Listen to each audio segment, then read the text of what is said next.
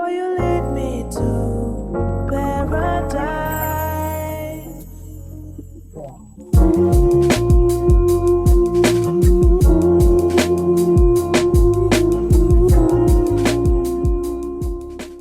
Hey, what's going on, everybody? My name is Curtis, and today I'm going to review BMF Season 4, Episode 8. The episode starts off with Meech, Terry, and Loco pointing their guns to who they believe to be the feds. Terry is fearful because he doesn't believe that he's going to make it, so he tells Meech to tell his kids that he loves them and that they are the best things that ever happened to him in the event that he's killed. The people who they believe to be the feds move in closer, and Loco begins to recognize them. He tells them that they are not the feds, but instead they are the cartel. The men rush into the house and they make Meech, Terry, and Loco put their guns down. One of the men then approaches Loco, points his gun at his chest, and asks him if he snitched to get out of prison. Loco tells him that he did not snitch, and then the man lowers his gun. The man tells him that the kid that Terry let go was working with the feds and that they're on their way. And he also let them know that the cartel is aware that Terry was the one who let the kid go. And I was just like, uh-oh. They say that they want to leave Terry behind while they make a run for the border. And Meech, he's not having it. He says he's not going to leave his brother. So Loco steps in. He's able to convince them to let Terry go. And I was just like, man, Terry, you were lucky, man. In the present, Meech is having a conversation with Terry and two ladies about Purdy. The ladies tell him that they are concerned because they believe that she may have went back to the person that she's codependent on, which of course you know is Trail. Meech tells him that he wants to go to Trail's house. Terry steps in and tells him that that would not be a good idea. The ladies say, you know what, how about we go out, see if we can find her again while you two have a conversation, and so they leave. Terry tells Meech that he feels like they need to give up on Purdy in the music business because one, they haven't been able to get a return on their investment, and two, he doesn't feel like chasing a crackhead around Atlanta, and I honestly agree. Meech tells him that he can't give up on Purdy right now because he gave her his word.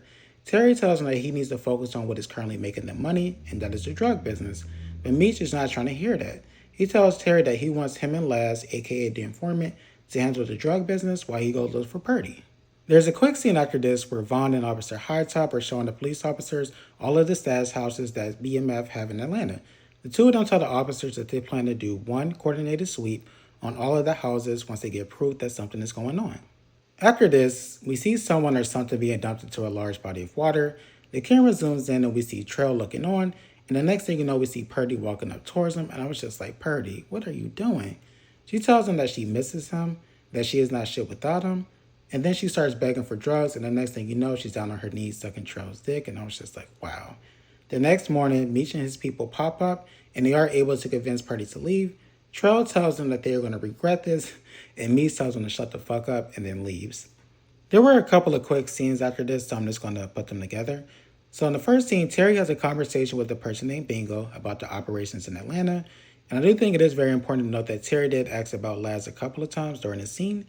After this, we see Mickey. He tells his wife that he has to go down to Atlanta to do some work with Terry and Meech. In the third scene, we see Lucille, and the churchgoers, they are looking her up and down, like they're looking at her kind of strange with so much judgment, and I was like, what the hell is going on here? After this, we see Purdy. She returns back to the house, and in the fifth scene, we see Nicole. She asks Lucille if she saw the cash that Terry left for her, and Lucille becomes super defensive, tells her that she needs to shut the fuck up and be grateful. I was just like, that guilt is eating you alive. Next, we see Meech and a person named Mao having a conversation about possibly setting up shop in California. Terry walks in, introduces himself, and then Mao leaves. Terry is curious about, what were they talking about. Meech tells him that Loco wants him to go out to California. Terry gets upset because he feels like he should have known this information sooner. Meech tells him that the reason why he did not know this information sooner is because Loco doesn't really fuck with him, which isn't surprising considering the fact that he released a kid that ended up going to the feds. Meech also tells him that he found Purdy, and that she's going to stay at the house for the night. Terry reiterates that he believes that they should cut their losses with Purdy in the music industry, but once again, Meech, who is the toughest motherfucker in the world, remember, is not trying to hear that, especially when you consider the fact that their father is on their way down to help with the music. They continue to talk, and Terry brings up the fact that Laz was a no-show, and Meech starts chastising him, and I honestly had enough of this scene because I'm tired of Meech. His character is so draining, so we're just going to move on. There were multiple, and I mean multiple quick scenes after this, so I'm going to put them together. In the first scene, Markeisha meets up with Boom, and it becomes quite clear that Boom knows what she's up to.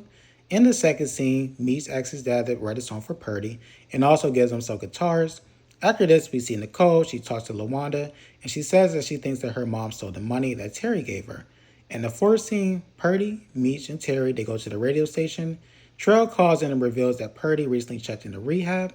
In the fifth scene, the church board is questioning Lucille about her attire and also about her most recent $2,000 donation that she made. Lucille tells them that the donation was a miracle from God, but they are not trying to hear it, and they tell her that they may have to let her go. In the sixth scene, Boom and Marquisha meet with a person named Giovanni, who tells them that he may be able to get them connected with his people in Texas. In the seventh scene, Vaughn tells Laz that he has to wear a wire around Meech. In the eighth scene, Terry calls Marquisha, and she tells him that she has a connect in Texas, but fails to tell him that it's through Boom. And in the ninth scene, Purdy does drugs before her rehearsal and ends up passing out. Meech, Terry, Charles, and the ladies go to the hospital, and they find out that Purdy actually died. Vaughn comes in and attempts to antagonize them until hitting him, but of course they're too smart to fall for that. He tells them that their time is coming, and boy was he right, because after this, we see all of their stash houses being raided. The last two scenes were fairly quick, so I'm just going to put them together. In the first scene, we see that Nicole's water broke early. In the second scene, we see Laz. He attempts to get Meech to say something on the wire, but he punks out and leaves the building. Mickey follows him, convinces him to get into the car, takes him to the projects, and then kills him. And that was the end of the episode. I really do appreciate you all watching. If you could, please like, comment, share, subscribe. That would be great. Hope you all have a great rest of your day. Bye.